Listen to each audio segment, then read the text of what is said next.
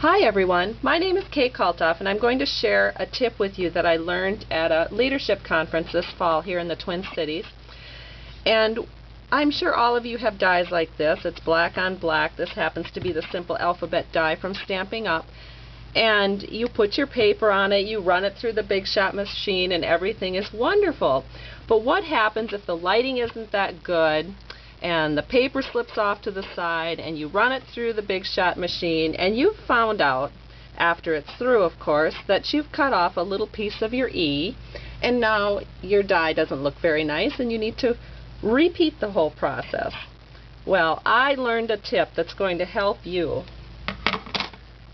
This is another one of the alphabet dies, except look how perfectly those alphabets show up.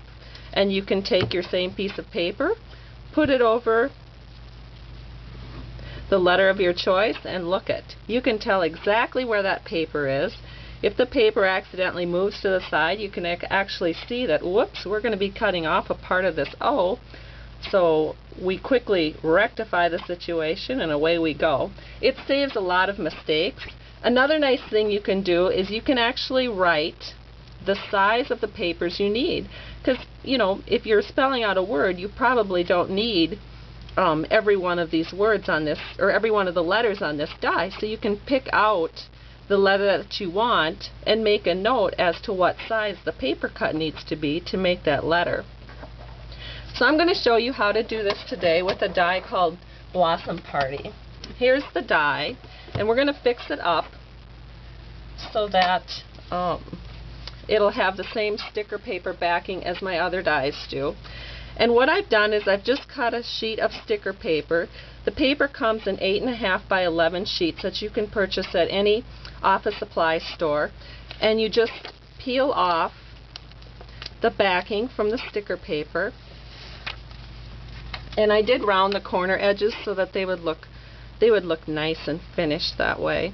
And you just center it over your die and press down. There we go. Here's our Big Shot machine.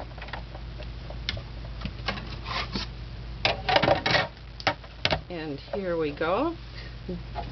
We'll run it through.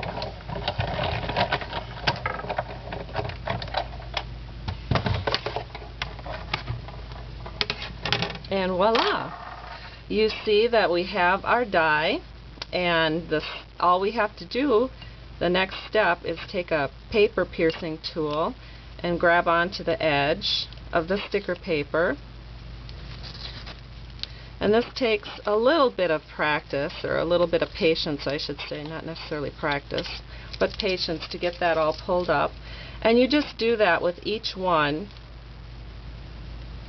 And then you take a ruler and measure it out and write your measurements on so that you'll know exactly what size you need to cut your paper.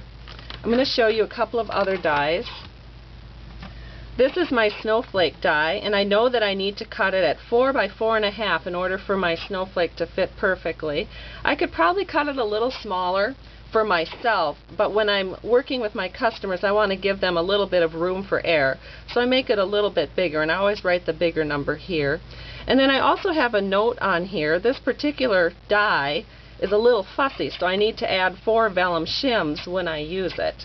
And so it's kind of nice. You can keep some notes on your dies that way.